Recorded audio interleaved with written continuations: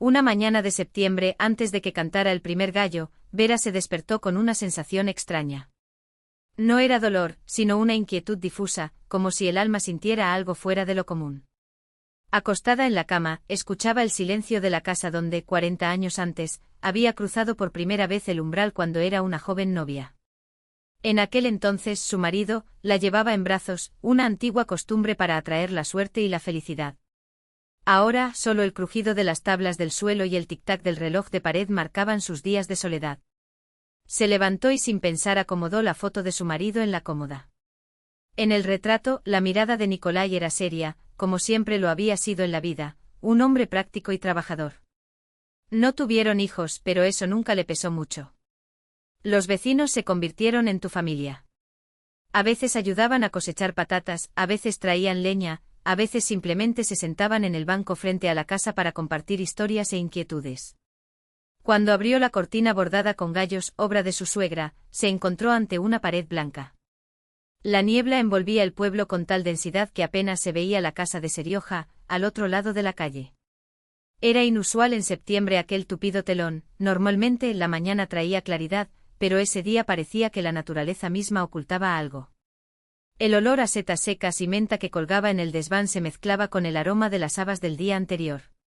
Vera encendió la estufa y dejó reposar el samovar, una costumbre que había heredado de Nikolai, quien siempre decía, una mañana sin té es como un día sin sol.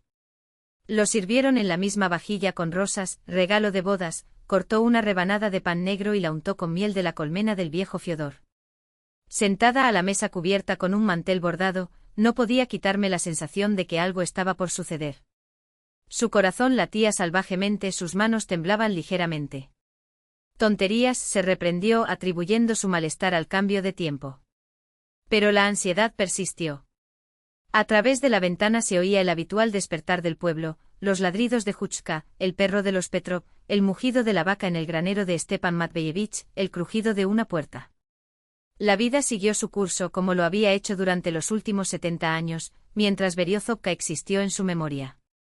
Aún así, decidió ir al bosque a recolectar hierbas. La ya estaba madura y todavía se podía encontrar la hierba de San Juan. El invierno fue largo y los remedios caseros nunca sobraron. Además enviaba un paquete a los niños de la ciudad, no tenía nietos, pero los hijos de los vecinos la llamaban tía Vera y les encantaba recibir sus regalos rurales. Se vistió abrigadamente, un abrigo de punto desgastado pero resistente, un chal de plumas y botas de goma. Cogió la cesta tejida que su madre había hecho de mimbre y salió al porche. La niebla la envolvió como una manta espesa y húmeda. Respirar se volvió difícil, el aire, denso y húmedo, adherido a la piel. El rastro familiar desapareció en 3 pasos, disuelto en la niebla blanca. Incluso su propio jardín parecía descolorido, visto a través de un velo de gasa. Las tomateras eran sombras y el manzano con sus frutos caídos al suelo, parecía una anciana encorvada por el tiempo. Al pasar por la casa de Stepan Matveyevich, lo vio sentado en el porche, como era habitual en las primeras horas de la mañana. Alto, delgado con una barba gris en forma de cuña, era un hombre de pocas palabras pero de gran bondad. Todos en el pueblo lo sabían, si les dolía la espalda o se les dislocaba un brazo, debían acudir a él. Su abuelo y su padre habían sido sanadores y él había heredado el don y las manos hábiles. Aunque dijo poco, sus acciones fueron precisas y efectivas. No hace mucho una mujer de un pueblo vecino llegó casi sin poder caminar y salió como nueva después de sus cuidados. Buenos días, Stepan Matveyevich, saludó Vera. Lo mismo, respondió sin levantar la vista, ocupándose de tallar madera, tal vez una cuchara o una espátula para sus medicinas. Qué niebla tan jodida, no recuerdo una así. Sucede, se limitó a decir, lacónico como siempre. Una señal de que el tiempo está a punto de cambiar. Vera quería hablar más, pero sabía que él no era de muchas palabras. Siempre había sido así, cada sílaba tenía peso. Aún así, su trabajo hablaba por él. Recientemente una mujer que apenas podía moverse había salido de su casa, caminando con paso firme detrás de sus manos. Voy al bosque a recoger hierbas, advirtió. Ojo ahí, refunfuñó Stepan, sin dejar de trabajar. La niebla es algo traicionero. Había algo en su tono que hizo que Vera lo observara más de cerca, pero su rostro permaneció impasible, como siempre. Tal vez fuera simplemente la preocupación natural de un campesino por los suyos. Se dirigió hacia el bosque. El rastro familiar parecía extraño bajo esa capa blanca. Los abedules a lo largo del camino se alzaban como espectros. Las hojas amarillas caían bajo sus pies con un suave susurro, exudando el olor a tierra húmeda y a la tormenta que se avecinaba. Una urraca graznó a lo lejos, el único sonido en el mundo paralizado. Cuanto más se alejaba del pueblo, más densa se volvía la niebla, como si estuviera viva, envolviéndose alrededor de su cuerpo, pegándose a su ropa, nublando su visión. Vera avanzó por el camino conocido, pero su inquietud crecía. No era el tiempo, no era el aire, algo en el día mismo, en el silencio opresivo que pesaba en los oídos, estaba mal. Se detuvo en un cruce donde un camino conducía al pantano y otro al claro de. Normalmente la elección sería obvia, pero ese día sus pies la llevaron, casi en contra de su voluntad, hacia las tierras bajas pantanosas, un lugar evitado incluso por los cazadores locales. Dios mío, ¿qué me está pasando?, pensó, pero siguió adelante como si una fuerza invisible la tirara. La intuición, forjada en 70 años de vida, decía que allí, en aquellos confines fangosos, la esperaba algo importante, tal vez decisivo. La niebla se hizo más espesa y con ella la aprensión. Pero Vera no retrocedió. Había aprendido a confiar en su instinto y éste la impulsó hacia esa blancura desconocida. El bosque la recibió con un silencio anormal, una quietud otoñal en la que solo las hojas se tocaban y una sordera mortal. Incluso los pájaros guardaron silencio como si sintieran el peligro. Sobre el follaje del año pasado solo caían gotas dispersas, amortiguadas, como lágrimas sobre una almohada. El camino que había recorrido tantas veces ahora le parecía extraño.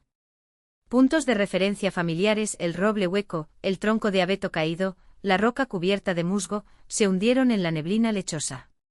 Allí la niebla era aún más espesa, se adhería a las ramas de los abetos y se extendía por el suelo como una alfombra viva. Llegó al lugar donde solía recolectar, pero una fuerza la arrastraba más allá, hacia las tierras bajas pantanosas, un lugar que los lugareños evitaban, asociado con desapariciones y leyendas oscuras. Aún así, sus pies la llevaron hasta allí, como si una llamada silenciosa pidiera ayuda.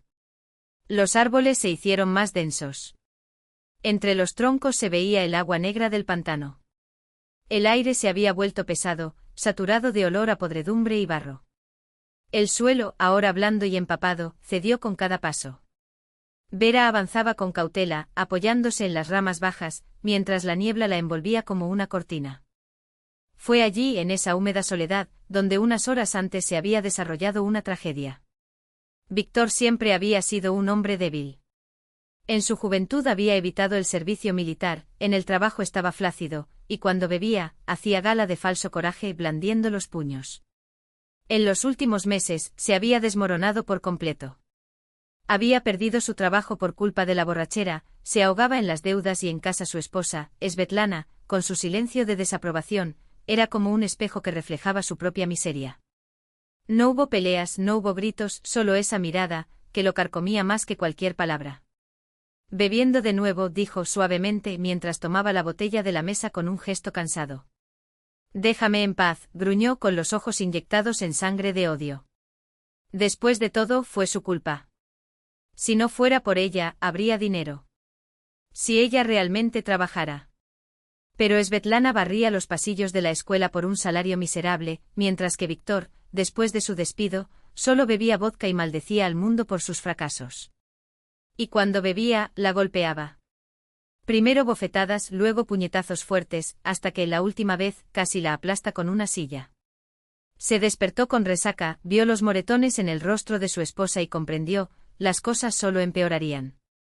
Ella se marchaba, llamaba a la policía, exigía una pensión alimenticia, y él no tenía ni un centavo.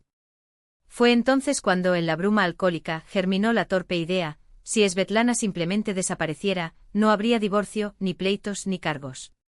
La casa se quedaría con él. Solo tuve que convencerla de que se subiera al coche con la excusa de un paseo por el campo, un picnic para hacer las paces. La llevó al bosque y luego giró por un sendero estrecho, donde las ramas arañaban la carrocería. «Víctor, ya estamos demasiado lejos», dijo con la voz temblorosa. «Quizás nos detengamos aquí». «Conozco un lugar», respondió con la garganta seca. «Hermoso, te gustará». La guió más y más profundamente donde no había rastros. Svetlana la siguió y el miedo crecía a cada paso, pero todavía creía en la reconciliación. Cuando se dio cuenta de la trampa, ya era demasiado tarde. La llevó al borde del pantano, cortemos leña y encendamos un fuego. Derribó una rama gruesa y fingió preparar el campamento. Ella estaba boca arriba, mirando el agua oscura, cuando él se acercó a ella por detrás y la empujó con todas sus fuerzas. Svetlana cayó boca abajo en el barro viscoso, que inmediatamente comenzó a absorberla. Él gritó, suplicó, pero Víctor se quedó en la orilla, observando. Luego tomó el tronco que había cortado y, de un violento golpe, se golpeó la cabeza. Ella se desmayó. Regresó a casa, vació otra botella y durmió, pensando ir a la comisaría por la mañana para denunciar su desaparición. No esperaba que Svetlana se despertara. El agua helada la devolvió a la conciencia, le palpitaba la cabeza y tenía la visión borrosa. Pero el instinto de supervivencia fue más fuerte. Agarró una rama que surgía del barro y se arrastró hasta un matorral de hierba resbaladiza. Sentada allí, temblando de frío y dolor, no sabía dónde estaba. Solo recordaba el golpe, la caída. Esos habrían sido sus últimos momentos, de no haber sido por una extraña inquietud que llevó a Vera a esa parte del pantano.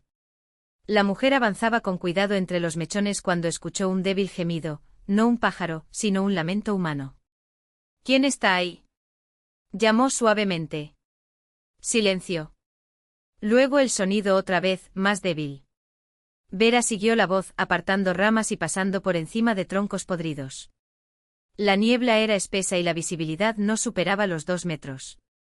Hasta que vio sobre un pequeño montículo rodeado de agua negra, una figura, una mujer joven, con ropa urbana, sucia, empapada, el cabello enredado y sangre seca en el rostro. Se abrazó las rodillas y se balanceó como un animal herido. Dios mío, suspiró Vera.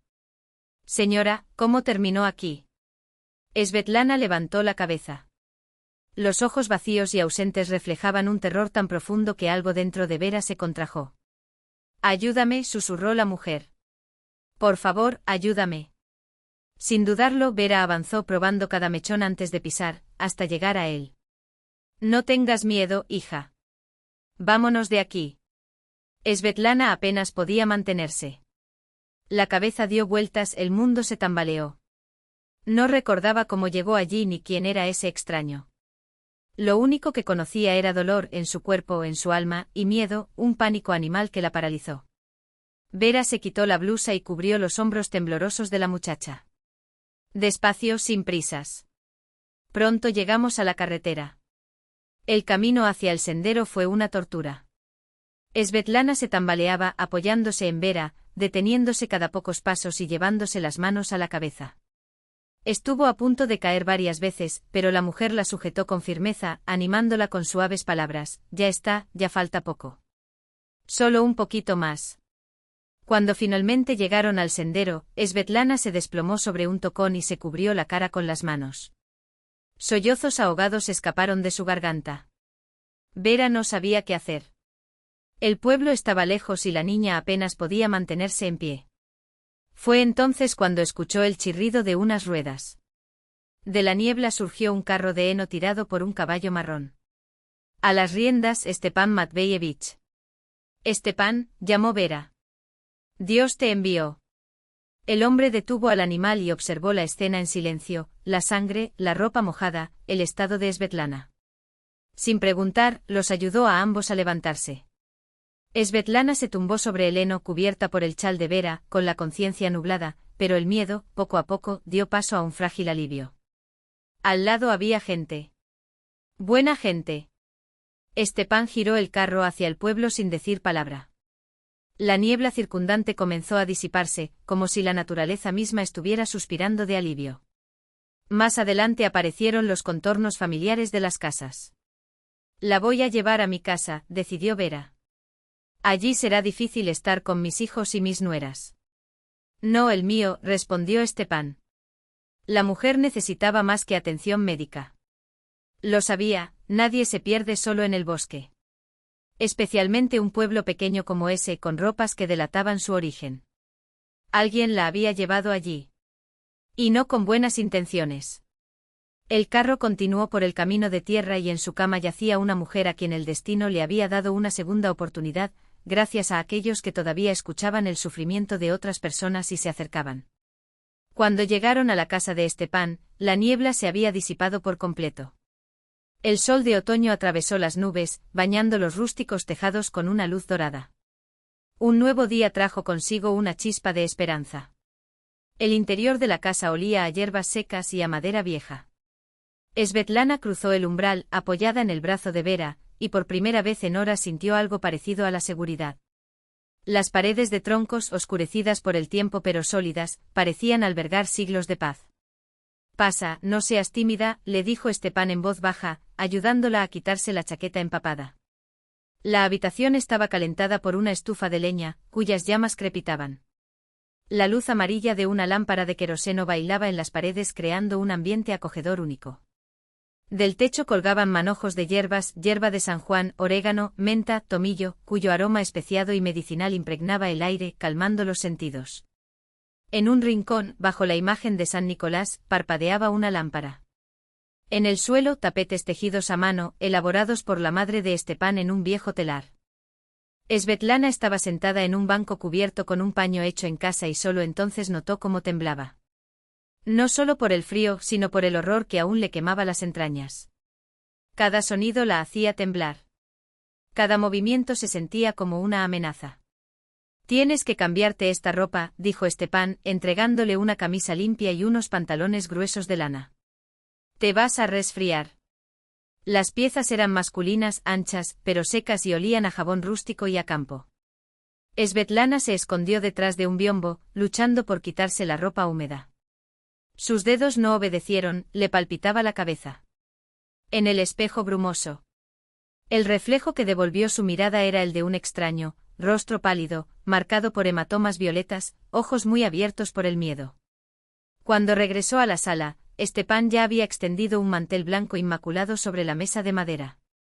A su lado, instrumentos de madera desconocidos, placas lisas, pequeños martillos, algo que parecía rodillos de masaje. Para una mujer de ciudad, ese arsenal parecía extraño, casi amenazador. «Acuéstate boca abajo», ordenó con voz firme. Svetlana vaciló. «Mi cabeza todavía daba vueltas, mis pensamientos se estaban confundiendo. Ese hombre desconocido.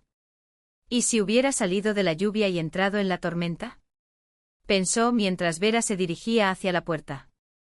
«Vera, ve al patio trasero», completó Stepan, sin quitar la vista de Svetlana. Se arremangó y le levantó la camisa con cuidado. Los dedos, aunque fuertes, jugaban con sorprendente delicadeza. Svetlana obedeció y cerró los ojos con fuerza. Stepan empezó a sentir su espalda, sus hombros, su cuello, cada movimiento revelaba una experiencia. Encontró los puntos doloridos y distinguió los moretones graves de los simples. «La columna está muy afectada», murmuró. «Pero si duele es porque está viva». «Nada roto». Sacó una botella de líquido oscuro del armario y mojó las manos en la infusión. El aire estaba lleno del aroma de enebro, ledum y otras hierbas que no reconoció. Luego tomó una de las placas de madera y comenzó a golpear su espalda con golpes precisos, aliviando la tensión, desbloqueando los puntos de dolor. Al principio el dolor fue soportable. Svetlana se mordió el labio y clavó las uñas en la toalla. Pero pronto el sentimiento se volvió agudo, insoportable. No pudo soportarlo, gritó y trató de levantarse. «Espera», dijo Stepan sin cambiar de tono. «Ahora es la parte más importante». Cuando el dolor llegó a su límite, un grito salió de su garganta. No fue solo dolor físico. Lo era todo: miedo, desesperación, rebelión contra un mundo que la había traicionado. El grito de una mujer abandonada por el hombre que juró protegerla. La puerta se abrió con estrépito. Vera irrumpió en la habitación como un huracán, con los ojos brillando de indignación. «Stepan, ¿qué haces con ella?». Su voz temblaba de furia. Al ver a Svetlana tendida en la mesa, con los instrumentos en las manos y sus gemidos ahogados, el corazón de Vera se heló. «¿Qué pasa si me equivoqué acerca de este hombre? ¿Y si, en lugar de un salvador, la llevara ante otro verdugo?». «Yo la estoy cuidando», respondió Stepan, sin interrumpir su trabajo. «Ajuste de la columna». Sin esto, no podrá caminar correctamente. ¿Qué tratamiento es este? ¿No oyes que está gritando? Grita porque le duele. Y duele porque la lesión es grave. Vera se acercó y observó atentamente. Los movimientos de Stepan eran seguros, metódicos. No estaba maltratando, estaba sanando. Su rostro transmitía la concentración de quien domina cada gesto. Lo siento, murmuró Vera, avergonzada. Había juzgado sin entender. No hay problema, refunfuñó Stepan. Pero ahora no estorbes. Este es un trabajo delicado aquí. Durante otra media hora masajeó músculos tensos, reposicionó vértebras dislocadas y liberó bloqueos. Poco a poco Svetlana se calmó. El dolor disminuyó y fue reemplazado por un alivio inesperado. Por primera vez en meses, su espalda no ardía, no se disparaba con cada movimiento. Listo, anunció Stepan, cubriéndola con una cálida manta. Ahora descansa. Mañana haremos otra sesión, pero lo peor ya pasó. Svetlana se sentó lentamente y volvió la cabeza con cautela. Los movimientos fluían con una ligereza que no había sentido en mucho tiempo. Por primera vez en años, su cuerpo pareció obedecerla nuevamente. Gracias, susurró. Yo ya ni siquiera recuerdo cómo me llamo. ¿Te acordarás? Preguntó Stepan. De repente, como un relámpago, volvió el nombre, Svetlana. Svetlana Pavlovna. Y con ello, la avalancha de recuerdos. El rostro de Víctor, sus ojos inyectados en alcohol, la piedra que cayó sobre su cabeza. El agua helada, el pantano, la desesperación de morir solo. Y luego esos amables desconocidos que la habían arrebatado de una muerte segura. Mi marido, dijo con la voz entrecortada. Intentó matarme. Las palabras salieron con dificultad, pero forzó cada sílaba. Le habló de los ataques, de la bebida de Víctor, de cómo la había engañado con promesas de reconciliación, la había llevado al bosque y la había dejado morir en el barro. Vera escuchó y su rostro se endureció. Stepan permaneció en silencio, pero sus ojos brillaban con una fría dureza. No era la primera vez que veía algo como esto. Hombres que se convertían en bestias, sobre todo cuando el alcohol hablaba por ellos. Pero llegar al punto de matar. Esto era puro demonio. Bastardo, murmuró Vera. ¿Cómo puede la tierra soportar cargar a un tipo así? Tenemos que ir a la policía, dijo Stepan. Sergei Ivanovich, nuestro delegado, es un hombre justo. Él ayudará. Hoy necesitas descansar y recuperar fuerzas, asintió Vera. Mientras la anfitriona se movía por la cocina, colocando una olla de sopa en la estufa, cortando pan negro, trayendo una olla de leche fresca, Svetlana olió la sencilla comida como el perfume más delicioso del mundo. ¿Hace cuánto que no comes? Un día. 2. Le dolía el estómago por el vacío y le palpitaba la cabeza por la debilidad. Comieron en silencio, cada uno inmerso en sus pensamientos. Afuera el crepúsculo extendía sus sombras, mientras que dentro de la casa crecía la comodidad.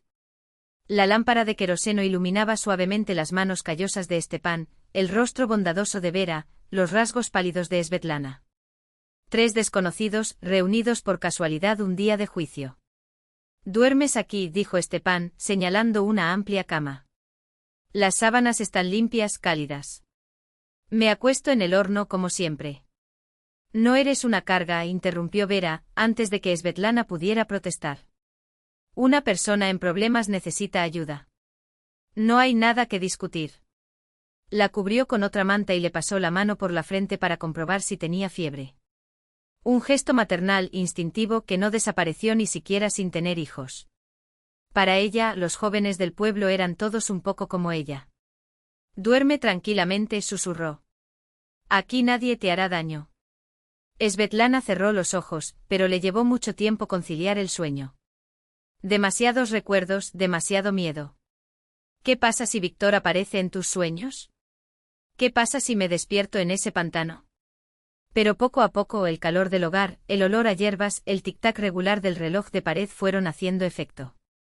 Los músculos se relajaron y la respiración se volvió regular. Por primera vez en meses se durmió sin temer el amanecer. Stepan y Vera permanecieron largo rato en la cocina, tomando té y hablando en voz baja. Ambos lo sabían, la vida de aquella mujer había dado un vuelco. Y a ellos les correspondería ayudarla a recuperarse y a encontrar un nuevo camino. Porque era lo correcto. Porque no había otra forma de vivir. Entrando a la habitación con el brazo lleno de leña, Stepan preguntó en tono tranquilo: ¿dormiste bien? Ella admitió en voz baja: sí. Mejor que en mucho tiempo. Poco después apareció Vera con una bandeja con el desayuno: huevos revueltos dorados, leche fresca aún caliente, pan casero con corteza crujiente. Comida sencilla, pero que parecía un festín después de los platos semipreparados insulsos de la ciudad. Come, cariño, dijo Vera, sentándose a su lado. Necesitas recuperar tus fuerzas. Mientras disfrutaba de la comida, Svetlana empezó a contar lo que recordaba de su vida con Víctor, las bofetadas, las malas palabras, ese terrible día en el bosque. Las palabras salieron con dificultad, como arrastrando piedras. Fue vergonzoso admitir que había soportado tanto durante tanto tiempo. Pero esos dos no la juzgaron. Se limitaron a escuchar en silencio con expresiones serias. Cuando terminó, Stepan murmuró con los labios apretados: sin vergüenza. Levantarle la mano a tu propia mujer. Eso no es propio de un hombre. Vera, decidida, se cruzó de brazos: llamemos al jefe de policía. Sergei Ivanovich es justo, él nos ayudará. Svetlana se estremeció: ¿y si no me cree? ¿Quién soy yo en contra de la palabra de mi marido? Vera la miró a los ojos: él lo creerá. Las marcas todavía están aquí, señaló los moretones que empezaban a desaparecer, y Stepan es testigo. No apareciste sola en el pantano. Confirmó asintiendo: Zotov es un hombre heterosexual. 20 años en el distrito, conoce a todo el mundo.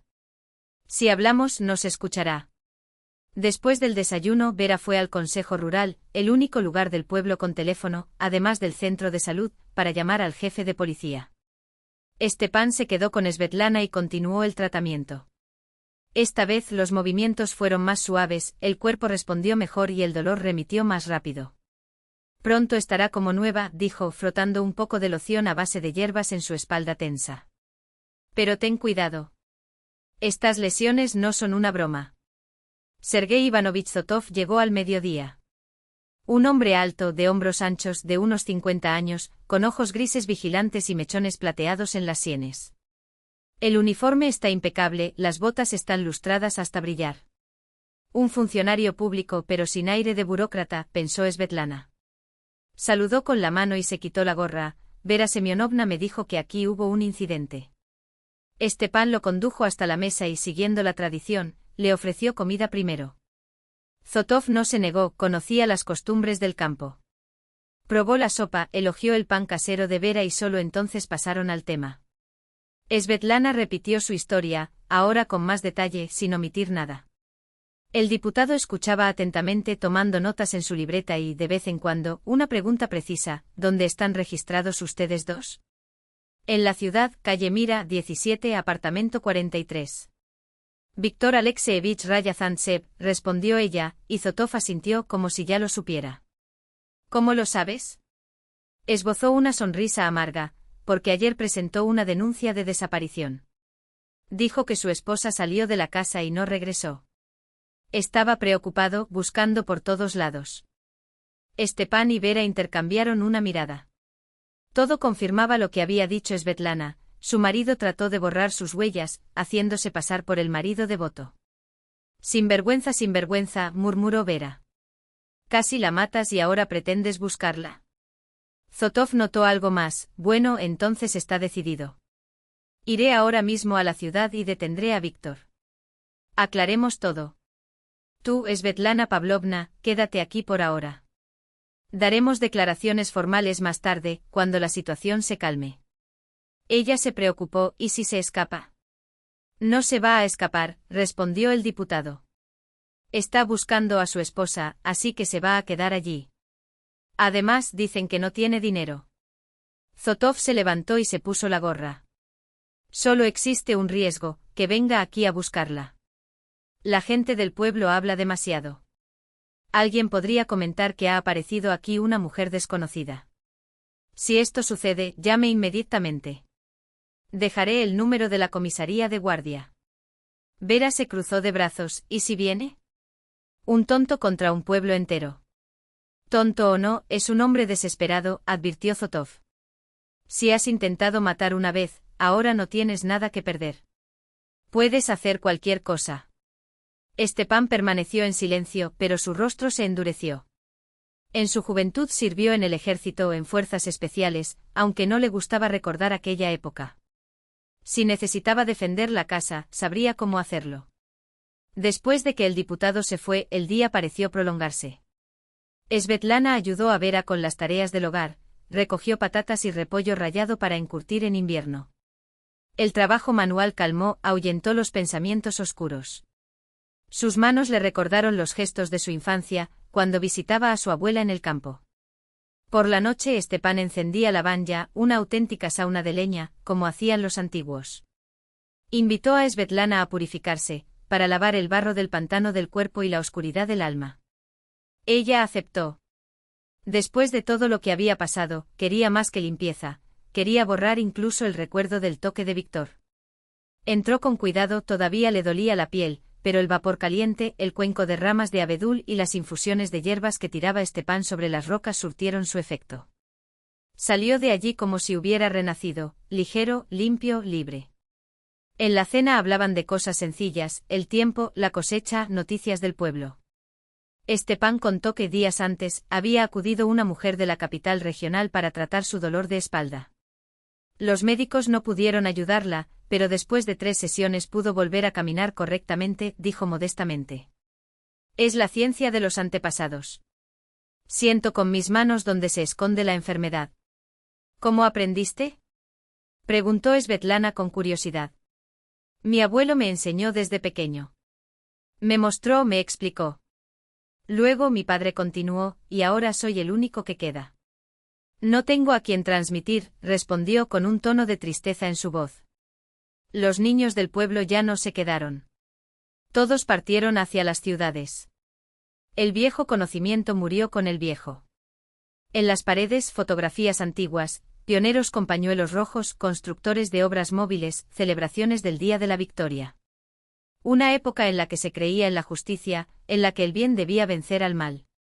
Los muebles eran robustos, hechos para durar décadas, nada que ver con los muebles actuales, que se desmoronaban en cuestión de meses.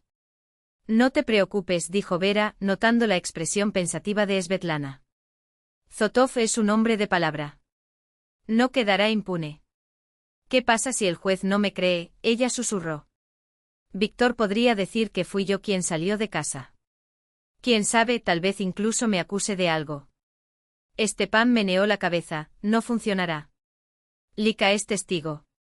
Y nosotros también. Esa noche Svetlana tardó mucho en conciliar el sueño. Oyó crujir las tablas del suelo, el tic-tac del reloj, el viento aullando por la chimenea. Pensé en el día siguiente, en lo que vendría después. La vida había dado un giro repentino. El viejo había terminado allí, en el pantano, el nuevo mal comenzó. Pero el miedo ya no la dominaba. A su lado había gente que no la dejaba en paz. Todavía hubo quienes se acercaron sin pedir nada a cambio. Quizás, después de todo, prevalecería la justicia. No sabía que al día siguiente su tranquilidad se rompería. Víctor vendría a buscarla. Solo. Mientras Vera servía té en las tazas, Zotov explicó con voz profunda, por intento de asesinato, al menos 3 o 4 años. Tal vez más si consideramos los ataques sistemáticos. Svetlana Pavlovna, debes conseguir los certificados en el hospital. Se necesitan documentos. No necesito ningún certificado, respondió ella, en voz baja pero firme. Suficiente. Dejemos que los jueces decidan solos. Zotov asintió comprensivamente. Se pudo proceder sin papeles. El testimonio de un testigo sería suficiente. Luego, cambiando de tono, preguntó, ¿y tú? ¿Cómo te va en el pueblo?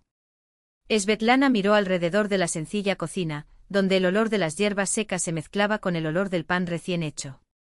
Observó a Vera, que se movía junto a la estufa, y a Stepan, que tallaba en silencio una espátula nueva para su trabajo de curandero. Estos extraños se habían vuelto más cercanos en una semana de lo que muchos se habían vuelto en años de convivencia. Me quedo, dijo sin dudarlo. Esta es mi casa ahora. Después de que el policía se fue, la vida siguió su curso natural. Svetlana encontró trabajo, ayudó en la escuela local, donde necesitaban un sirviente. El trabajo fue simple pero honesto. Lavó pisos, encendió las chimeneas, mantuvo todo en orden. El salario era modesto pero suficiente para la vida en el campo. Y lo más importante, nadie gritó, nadie la humilló, nadie levantó una mano contra ella. A la viuda Proskovia le alquiló una casita, 2 habitaciones, una estufa de leña y un pequeño patio. La propietaria vivía con su hija en la ciudad del distrito y la casa estaba vacía. Svetlana puso todo en orden, blanqueó las paredes y colocó gruesas alfombras. Era acogedor con la sencillez rústica que nunca antes había sabido valorar. Stepan le ayudó a transportar sus pocas pertenencias, una cama de hierro, una mesa y 2 sillas. No se necesitaba nada más. La riqueza no está en las cosas, entendió. La riqueza estaba en la paz del alma, en las buenas personas que nos rodeaban, en la posibilidad de mirar al mañana sin miedo. Por la noche visitó la casa de sus salvadores. Ayudé a Vera con las tareas del hogar, escuché a Stepan hablar sobre hierbas y métodos curativos antiguos. A veces llegaban enfermos buscando a Kostoprav, el reparador de huesos. Svetlana ayudó, pasando los instrumentos, preparando infusiones medicinales. «Haces el trabajo necesario», le dije una vez. «La gente te trata como a un santo». «¿Santo yo?», gruñó Stepan. «Soy un hombre corriente. Mis manos lo saben. Fue mi abuelo quien me enseñó». «¿Y no le enseñas a nadie?», preguntó ella. «¿A quién enseñaría? Los jóvenes huyen a las ciudades y los viejos empiezan tarde». Svetlana reflexionó. Sus manos eran ágiles, sensibles. Quizás podría absorber ese conocimiento ancestral. «¿Me enseñarás?», preguntó ella, tímidamente. Stepan la miró sorprendido. «¿Tú? ¿Para qué?». «Quiero ayudar a la gente. Como tú me ayudaste a mí». El hombre permaneció en silencio durante un largo rato, como si sopesara cada palabra. Luego asintió. «Intentémoslo. Pero es un camino largo y difícil. No todos tienen el don. Ya veremos». Así comenzó su nueva educación. Stepan mostró cómo localizar los puntos dolorosos, aliviar la tensión muscular y preparar ungüentos. El arte resultó complejo. Era necesario sentir al otro, comprender el origen del sufrimiento y actuar sin causar más daño. Los primeros intentos fueron torpes, las manos temblaban y los movimientos eran inciertos. Pero Stepan corrigió pacientemente y explicó. Vera también colaboró enseñando sobre las plantas, sus propiedades, el momento adecuado para cosechar. «No tengas prisa», advirtió Stepan. «La prisa es el enemigo en este trabajo. Tus manos deben obedecer y tu alma debe estar tranquila». Poco a poco fue mejorando. Su primera paciente fue la propia Vera, que había sentido dolor de espalda después de trabajar en el jardín. Svetlana, nerviosa, intentó aliviar el malestar. Y, oh milagro, el dolor disminuyó. «Buen trabajo», elogió Stepan. «¿Sentiste dónde estaba el bloqueo? Esa es una buena señal». El pueblo acogió al nuevo residente sin preguntas indiscretas. Allí no les gustaba husmear en la vida de otras personas, entendieron que cada uno lleva su propia cruz. Svetlana iba a la tienda de comestibles local, saludaba a sus vecinos y a veces ayudaba a sus mayores con las tareas del hogar. Poco a poco dejó de ser una extraña y se convirtió en una de los suyos. El otoño se hizo más profundo. Las hojas amarillas danzaban más allá de las ventanas. Por la mañana, los charcos adquirieron una fina capa de hielo. Pero dentro de la casa hacía calor, la chimenea chisporroteaba, la tetera silbaba. Afuera, silencio y paz. Por primera vez en años, Svetlana sintió que tenía un verdadero hogar, un lugar donde la esperaban y donde la cuidaban. Una noche, mientras los 3 tomaban té en casa de Stepan, Vera comentó, «Funcionó. Encontraste una familia y tuvimos una hija, la que nunca tuvimos». Svetlana sintió un nudo en la garganta. «Familia». Sí, esa era exactamente la palabra que se había perdido durante tanto tiempo.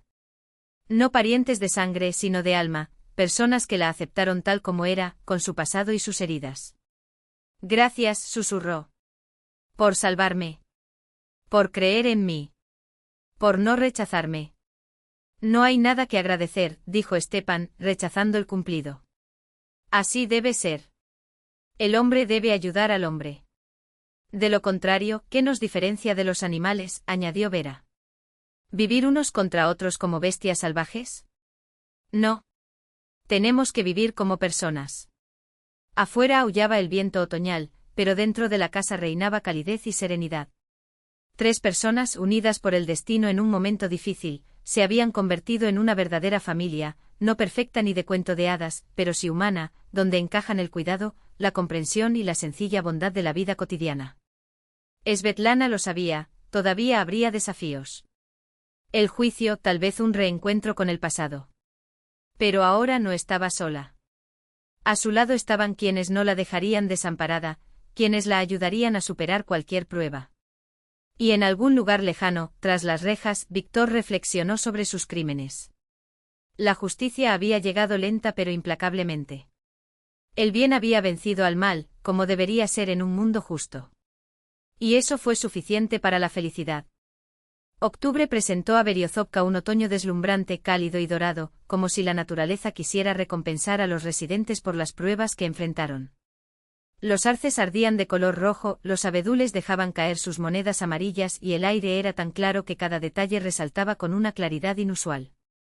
Svetlana regresaba del trabajo en el pueblo vecino, donde había encontrado trabajo como asistente en una guardería.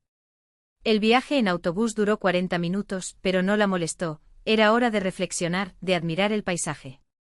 Los niños del jardín de infancia adoraban a su nueva tía Sveta, que sabía escuchar sus secretos y nunca levantaba la voz. En su presencia incluso las personas más arrogantes se calmaban, como si sintieran en ella un alma afín, alguien que había conocido el dolor y, por tanto, comprendido el de los demás. La casita que había alquilado a Praskovia Ivanovna se había convertido en un verdadero nido. En un mes Svetlana lo había convertido en una casa acogedora, cortinas bordadas, siguiendo el consejo de Vera, en las ventanas, un molinete en el umbral, un pequeño huerto donde había plantado cebollas y ajos para el invierno. Los viejos hábitos regresaron fácilmente, sus manos recordaron las enseñanzas de su abuela. Stepan la ayudó a preparar la casa para el frío, selló las grietas, revisó la chimenea, trabajando en silencio con la misma solidez con la que hacía todo en la vida. Ella preparó el almuerzo y comieron juntos comida campestre casera, que parecía más sabrosa que cualquier manjar de restaurante. El invierno será suave, predijo Stepan mirando al cielo. Los pájaros no tienen prisa por migrar, las hojas tardan en caer. La naturaleza lo sabe. Svetlana asintió. En esas semanas había aprendido a leer las señales, a escuchar la tierra. La sabiduría rural se fue revelando poco a poco, como un libro antiguo escrito en un lenguaje que solo el corazón entendía. Los estudios con Stepan avanzaron, aunque lentamente. Era un maestro exigente, la hacía sentir cada articulación, cada músculo, comprender dónde se acumulaba el dolor. Ya empezaban a buscar a Svetlana. Empezaron a aparecer los primeros pacientes, mujeres con dolores de espalda persistentes, personas mayores con articulaciones rígidas por la edad. Las manos de Svetlana estaban cada día más seguras. El movimiento es lo que importa. Tú tienes el don, dijo Stepan después de otro entrenamiento.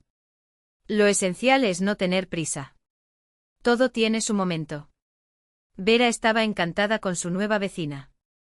Por primera vez en años de viudez, sentí que no solo tenía un conocido, sino un verdadero amigo, alguien con quien podía compartir secretos, risas e incluso lágrimas. Juntos recogieron setas en el bosque, salaron repollo para el invierno y prepararon mermeladas con las últimas manzanas de la temporada. Hablaron de la vida, de las personas, del destino de las mujeres. Qué bueno que Dios te haya guiado hasta nosotros, dijo Vera mientras separaba las bayas de saúco para la tintura. Una casa sin una mujer es como una iglesia sin iconos. Simplemente vacía. Svetlana lo entendió. Ella no era solo una ayuda, sino parte de ese tejido humano que sostenía al pueblo. En Beriozovka los ancianos desaparecieron uno por uno y los jóvenes se fueron a las ciudades. Ella, que había venido de la ciudad, descubrió ahora el valor de una vida en la que la gente todavía recordaba la importancia de apoyarse unos a otros. Fue cuando ayudó a su tío Kolya a arreglar el techo que sus vecinos la aceptaron definitivamente. El anciano luchaba solo contra las goteras y sus hijos, lejos, no podían ayudar. Svetlana no lo dudó, trepó a las vigas, sostuvo tablas, pasó herramientas.